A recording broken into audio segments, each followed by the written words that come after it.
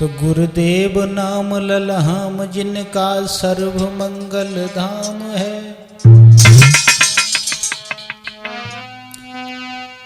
पूज्य गोरखनाथ को मेरा कोटि कोटि प्रणाम है।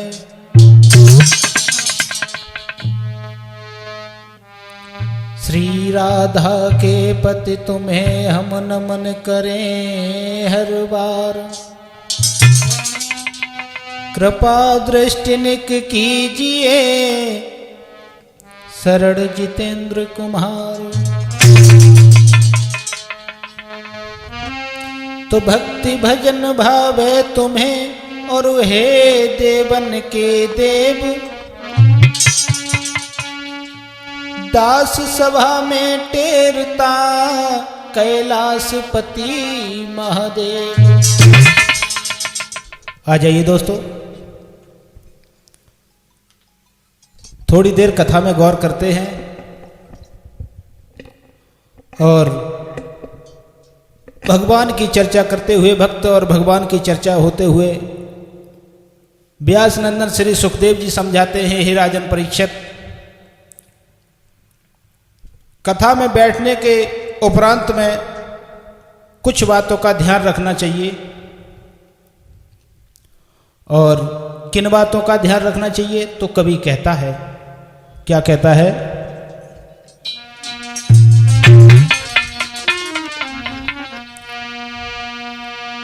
कि हर कीर्तन में बैठते समय कुछ ऊंच नीच का ज्ञान न हो।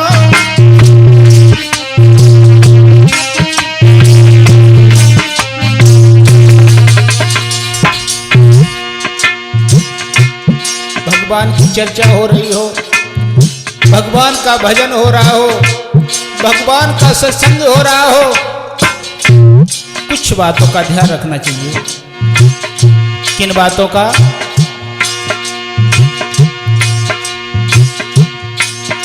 हर कीर्तन में बैठते समय कुछ ऊंच नीच का ध्यान न हो। अपने घर का, अपने बल का, अपने घर का अभिमान न हो।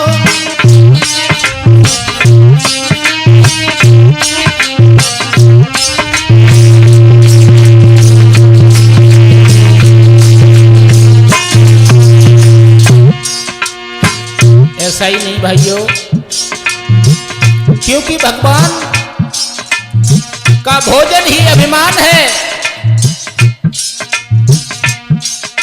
जिसने अभिमान किया है चैन से नहीं बैठ पाया है, और जिसने भी अभिमान को त्यागा है धीरज, उसे ही भगवान की गोदी में बैठने का सौभाग्य प्राप्त हुआ है। तो अभिमान किस किस का नहीं रहा? तो आइए गौर करते हैं।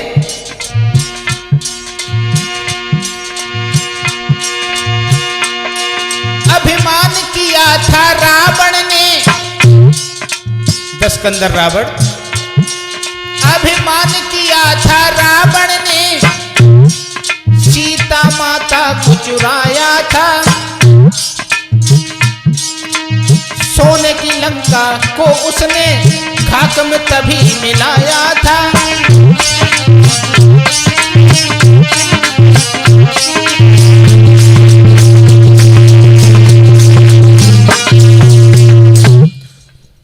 अभिमान किसी का नहीं रहा भाइयों, क्योंकि भगवान अभिमान का भोजन करते हैं, घमंड का भोजन करते हैं। और ऐसा ही नहीं, क्योंकि संसार में आने से पहले प्राणी बहुत सी चीजें वादा करता है भगवान से, और यहां पर आकर के भटक जाता है, क्योंकि किसी को टाइम ही नहीं है। कोई किसी में व्यस्त है, कोई किसी में व्यस्त है, और फिर पता नहीं कितने टाइम क्या हो जाए क्या ना हो जाए। गोस्वामी तुलसीदास जी कहते हैं कि पहलो सुख निरोगी काया, और दूजे सुख होए घर में माया। तीजो सुख सुलक्षण नारी और चौथो सुख सुत आज्ञाकारी। पहला सुख जो है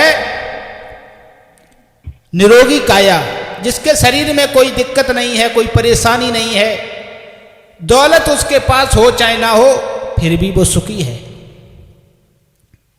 और आइए कथा में गौर करते हैं। जिस कथा के माध्यम से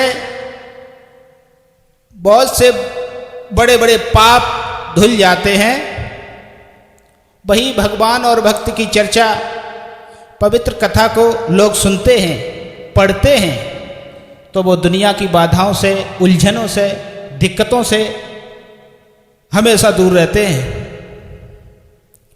और क्योंकि गोस्वामी तुलसीदास जी कहते हैं, रामचरितमानस में लिखा है कि भगवान की कथा, भगवान का कीर्तन, ये भी एक तरह की भक्ति है। तो ये कौन से तरह का भक्ति है? तो तुलसीदास जी कहते हैं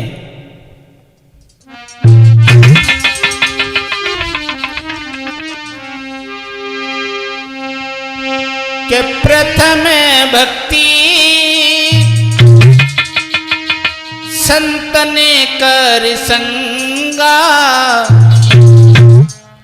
दूसरी रति मम कथा प्रसंगा।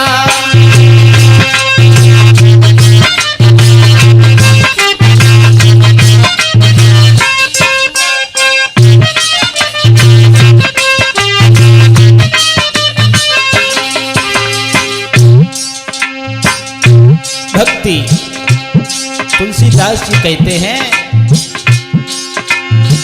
प्रथम भक्ति संतने कर संगा, दूसरी रति मम कथा प्रसंगा।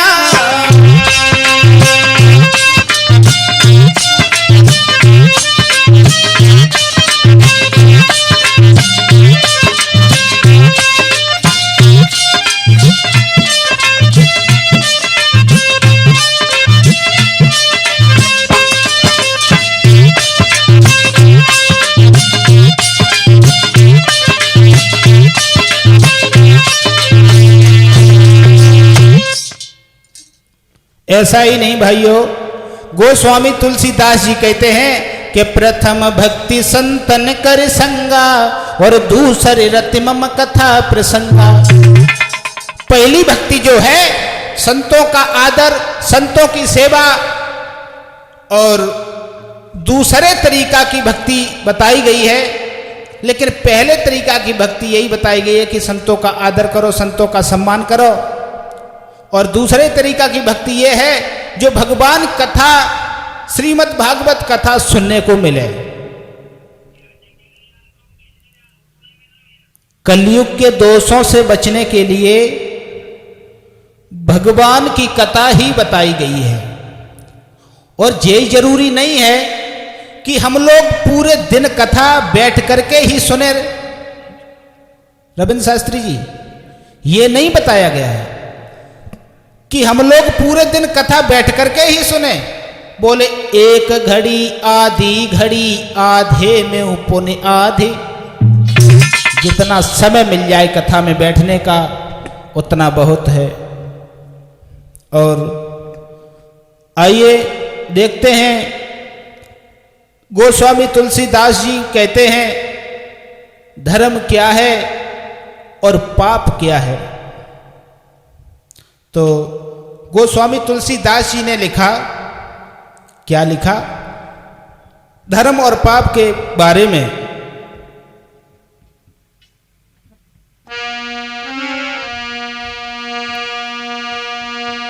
के परहित सरसी और धर्म नए भाई, परिपीड़ा समनाए अधिमाई।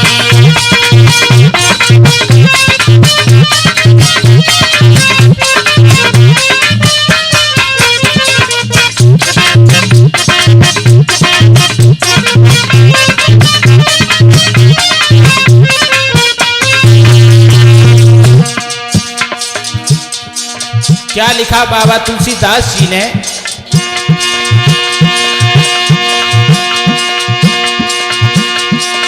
परहित सरसी धर्म नय भाई। क्या लिखा? परिपीड़ा सम नाय अधिकाई, परिपीड़ा सम नाय अधिकाई, परिपीड़ा सम।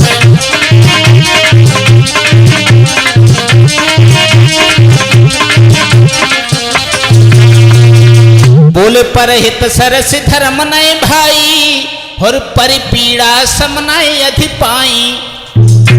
पराये हित में जीना, पराये हित में समय बिताना, पर स्वार्थ में जीना, यही धर्म बताया गया है।